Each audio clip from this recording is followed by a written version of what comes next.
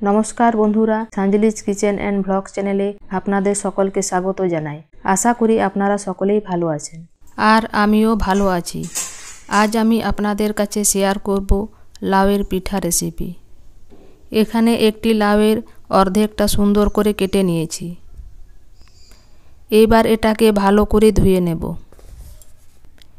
এগুলিকে আমি খুব সুন্দর করে ধুয়ে নিয়েছি। এবার আমি ওভেনে কড়াই বসিয়ে দিয়েছি। এখন আমি সরিষার তেল দিয়ে দিচ্ছি। তেল গরম হলে পেঁয়াজ কুচি দিয়ে দেব। পেঁয়াজ হালকা লাল হয়ে আসলে তেজপাতার টুকরো, আদা বাটা, হলুদ গুঁড়ো, জিরে গুঁড়ো আর শুকনো লঙ্কার বাটা দিয়ে দেব। এবার এগুলিকে ভালো করে কষিয়ে নেব।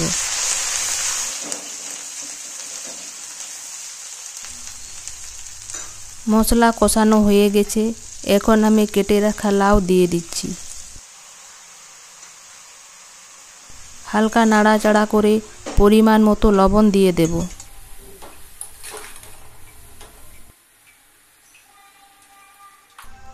লবণ দেওয়ার পর ভালো করে নাড়াচাড়া করে দেব। এবার ঢাকা দিয়ে দেব। ঢাকা দিয়ে রান্না করলে লাউ থেকে প্রচুর পরিমাণে জল বের হয়, আর আলাদা করে জল দেওয়ার প্রয়োজন হয় না। দেখুন বন্ধুরা, লাউ থেকে কত জল বেরিয়েছে। বন্ধুরা, আমরা সকলেই লাউয়ের নানা রকম পদ বানিয়ে খেয়েছি। আপনারা একবার হলেও এইভাবে লাউয়ের পিঠা বানিয়ে খেয়ে দেখবেন, ভালো লাগবে।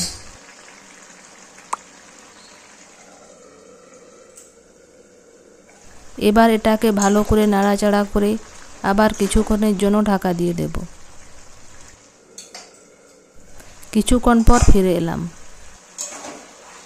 দেখুন বন্ধুরা, লাউ একেবারে সিদ্ধ হয়ে গেছে। এবার ওভেন বন্ধ করে দেব। এবার এই লাউয়ের তরকারিটিকে ঠান্ডা হতে দেব। ঠান্ডা হয়ে গেছে। এবার এখান থেকে কিছুটা তরকারি নিয়ে অন্য একটি বাটিতে দিয়ে দেব। আর দেব 1 বাটি চালের গুঁড়ি।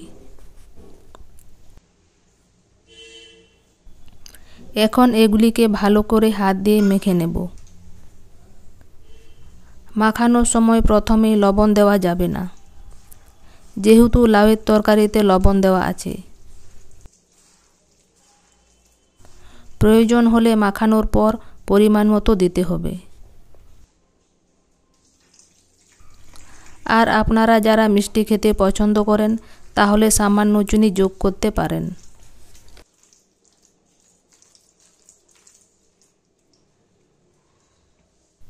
আমি এখানে অল্প পরিমাণ লবণ যোগ করলাম। দেখতে দেখতে আমার মাখানোর কাজ কমপ্লিট। আপনাদেরকে দেখিয়ে দিচ্ছি ব্যাটারের ঘনত্বটা কেমন হবে।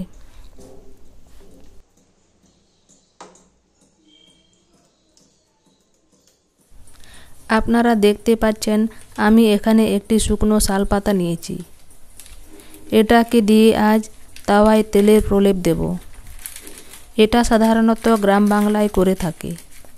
আমি এই প্রসেসটা মা ঠাকুমাদের কাছ থেকে শিখেছি। যাই হোক, আমি ওভেনে তাওয়া বসিয়ে দিয়েছি।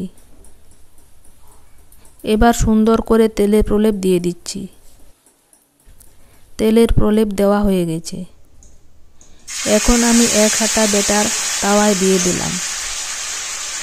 এবার একটি তালপাতার টুকরো দিয়ে পিঠেটাকে ভালো করে বানিয়ে নেব। বানানো হয়ে গেলে কিছুক্ষণের জন্য ঢাকা দিয়ে দেব। বানানো হয়ে গেছে।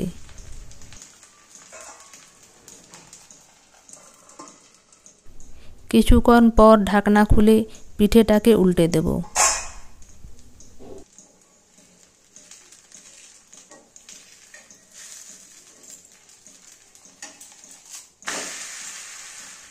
পিঠে সিদ্ধ হয়ে গেলে অন্য একটি পাত্রে তুলে নেব। আমি এই প্রসেসে বাকি পিঠেগুলিকেও বানিয়ে নেব। বন্ধুরা, আজকের চালের গুঁড়ি দিয়ে লাউয়ের পিঠা রেসিপি আপনাদের ভালো লেগে থাকলে লাইক, শেয়ার ও কমেন্ট করবেন। আর যারা নতুন বন্ধু এখনও আমার চ্যানেলটিকে সাবস্ক্রাইব করেননি, চ্যানেলটিকে সাবস্ক্রাইব করার জন্য অনুরোধ রইল। তাহলে বন্ধুরা, আজকে এই পর্যন্তই। আমি আবারও ফিরে আসব নতুন নতুন রেসিপি নিয়ে। আর ভিডিওটি শেষ পর্যন্ত দেখার জন্য আপনাদের সকলকে জানাই অনেক অনেক ধন্যবাদ।